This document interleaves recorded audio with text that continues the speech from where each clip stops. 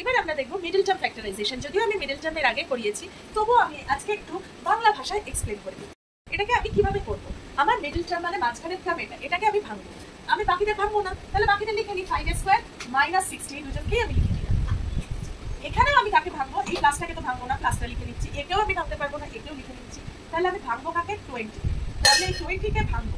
এবার কিভাবে ভাঙবো সেটা হচ্ছে, এখানে আমি বলেছি যদি মাইনাস বা এখানে মাইনাস থাকে, যে কোনো একটা মাইনাস থাকে, তার মানে আমার মাইনাস করে ভাঙতে হবে। যদি এটা প্লাস থাকতো আমার প্লাস করে ভাঙতে হতো। এখন আমার এখানে মাইনাস আছে, মানে আমার দুটো টার্মে মাইনাস করে ভাঙতে হবে। কিন্তু কাদেরকে দিয়ে ভাঙতে হবে, এই যে আমার এই টার্মটা আছে এইটা আর এটা, এদের ফ্যাক্টরগুলো দিয়ে। 5 এর ফ্যাক্টর 5 নিজে, আর 60 এর ফ্যাক্টর হচ্ছে 2 30 যা 60, 2 15 যা 30, 3 5 যা 50। ওকে, তাহলে আমার ফ্যাক্টর হচ্ছে কারা কারা থাকছে, 5 2 2 3 5।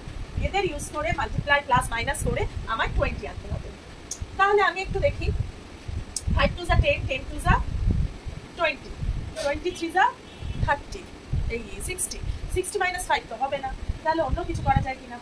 5 2 যা 10, 10 3 যা 30, 30 হলো, আর 5 2 যা 10, ইয়েস 30 মাইনাস 10 20 হয়ে যাচ্ছে। আমার এইভাবে চেক করে করে দেখতে হবে যে আমার মিডল টার্মটা কিভাবে হচ্ছে। এবার যেই আমার এটা হয়ে গেল, আমি তখন কি করব, 5a square plus 30a minus 10a minus 60। এবার আমি প্রথম দুটোকে দেখবো, লাস্ট দুটোকে দেখবো। প্রথম দুটোর মধ্যে আমার কত কমন আছে, দুটোর মধ্যে 5 আছে, a আছে। 5a তার মানে কমন, 5a কমন নিলে ফার্স্টে 1 থাকছে, a থাকছে 1a, আর পরেরটাই কি থাকছে, 6 থাকছে। এবার পরের দুটো থেকে আমি কি দেখবো, এইটার আগে যে সাইনটা আছে আমি সেখানে এই সাইনটাই বসাবো। এই দুটোর মধ্যে কে কমন, 10 কমন, মাইনাস 10 তার মানে চলে এলো, তার মানে কে পড়ে থাকলো, a।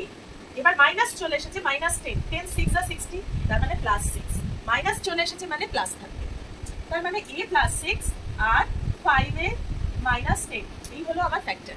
Thanks for watching.